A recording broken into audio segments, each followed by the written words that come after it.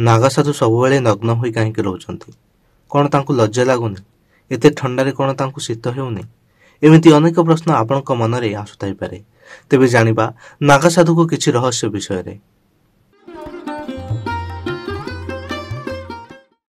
बहुत कम लोकंको जणाथिबो कि नागासाधु हुअंती किपरि, एमानको उद्देश्य कौन, एमाने कुंभ मेला को केउठु आसंती आ मेला पर ए नागासाधु माने कुआडे हजि जाउछंती। तेबे नागासाधु मानक ठारु आमे कौन शिखि परिबा? नागासाधुंक विषय रे आम देश रे बहुत कम लोकंको जणा, किंतु तांको प्रति भूल भावना अधिक रहिछि। ए विडंबना कि भारतर वर्तमान नागरिक साधु सन्तंक विषय रे अनेक किछि जानि नाहंती। एथिपई भारतर बड़ बड़ विद्वान चिंता रे अछंती।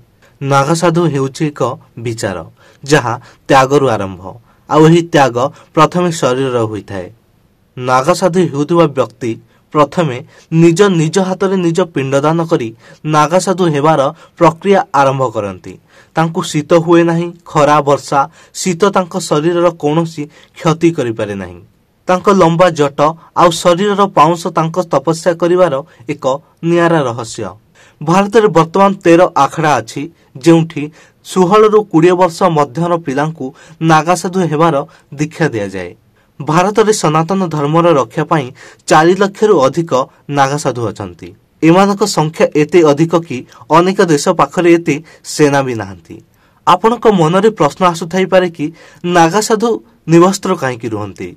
यार कारण हेउछि नागासाधु प्रकृति और प्राकृतिक अवस्था को गुरुत्व दियंती। जेतेबेले मनुष्य संसार रे जन्म होइथाए से निवस्त्र ही ए संसार को आसीथाए। यह प्राकृतिक अटे। एही कारणरू नागासाधु निवस्त्र रुहंती। से माने प्रकृति सहित चलती। द्वितीय कथा, नागासाधु को शीत काहेकि लागुनी? ऋतुर प्रभाव तांकु काहेकि पड़ुनी? यार कारण कि जेबे व्यक्ति नागासाधु बनिवार प्रक्रिया रे प्रवेश करे, तांको शरीर एही स्थिति को चली जाए कि तांकु शीत गरम आउ नियार अनुभूति हेबा बंद हो जाए। ए ठीक एमिति कि महिला पेटरे जेमिति शिशु को कौनसी ऋतुर प्रभाव पड़ी न थाए, से सबुबले जीवित थाए। नागासाधु देहरे पाउंस लेपन करिवार कारण यह कि एही पाउंस मृत शरीर को जाली सेही पाउंस अटे जहा सेमाने निज देहरे लेपन करी जणाइबाकु चाहंती कि सेमाने मृत्यु को जीति सारिछंती, मृत्यु को जय करि सारिछंती। मृत्यु तांकर किछि करि परिबा नाही। चतुर्थ प्रश्न, कुंभ मेला को एमाने कोठु आसुछंती आ मेला सरिले कुआडे हजि जाउछंती?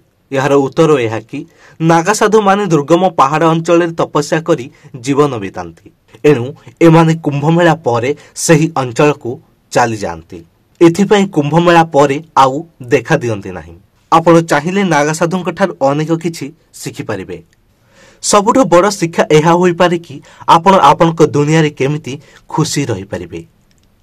नागासाधुंक पाखरे एमिति कौनसी भौतिक सामग्री नाही, तथापि सेमाने निज जीवन अत्यंत खुशी आनंद रे अतिबाहित करंती। एथिरु एहा बुझिबाकु पड़िबो कि बंचिया पाई कौनसी भौतिक वस्तुर आवश्यक नाही। जीवन रे खुशी रहिबा पाई बड़ घर, बड़ गाड़ी, बैंक बैलेंस, दामी जूता, कपड़ा रखिछि आवश्यक ही नाही। नागासाधुंकर सबुठु बड़ शक्ति हेउछि इच्छा शक्ति। सेमाने बिना कष्ट बिना भावना रे एमिति किछि करंती जहा कल्पना करिबा कष्ट। जणे नागासाधु 9 वर्ष हेलानी निज बाम हाथ ऊपर करी रखिछंती भारत को हिंदू राष्ट्र करिया पई। आउ जणे नागासाधु केते वर्ष हेलानी ठिया होई रहिछंती, से बसंती नाही। एमिति अनेक नागासाधु अछंती जहांक तपस्या अनेक कठोर अटे। एही कष्ट सहिबार मंत्र हेउछि केवल तांक इच्छा शक्ति। नागासाधुंक जीवन रे त्याग ही एक तपस्या। एमाने वस्त्र त्याग करि सारिछंती, संपत्ति त्याग करि सारिछंती, परिवार बंधु बांधव त्याग करि सारिछंती, खाद्य रे त्याग करि सारिछंती। आउ एही त्याग ही एमानक साधना अटे। एथिपई मृत्यु को एमानकु डर भय होई न थाए। एमाने मृत्यु को विजय करि सारिछंती। तो जहा पाखे किछि नाही हजाइबाकू, मृत्यु जहा को डर लागुनी, टिके भाबंतु तांको मानसिक स्थिति कोन होई थाई पारे। नागासाधु खाद्य पाई दिन को 7 जन को भिक्षा मागी थांती। जदि एही 7 जन को पाखरु भिक्षा मिली न थाए, तेबे सेही दिन तांको उपवास रहिबाकू पड़ी थाए। ସବୁଠାରୁ ବଡ଼ କଥା ହେଉଛି କି ଆଜି ଭାରତ ବର୍ଷରେ ଧର୍ମକୁ ନେଇ ଆତଙ୍କ ଖେଳାଯାଉଛି, ଉଗ୍ରତା ଦେଖାଯାଉଛି। କିନ୍ତୁ ନାଗା ସାଧୁମାନେ ଧର୍ମର ନାମ ନେଇ କେବେ ବି ବିଦ୍ରୋହ କରିବାକୁ ଚେଷ୍ଟା କରନ୍ତି ନାହିଁ। ନାଗା ସାଧୁ ଧର୍ମର ରକ୍ଷା ପାଇଁ ସବୁବେଳେ ତତ୍ପର ହୋଇଥାନ୍ତି।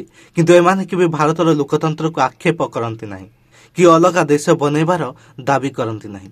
ସେମାନେ କେବଳ କୁମ୍ଭ ମେଳାକୁ ହିଁ ଦେଖା ଦିଅନ୍ତି।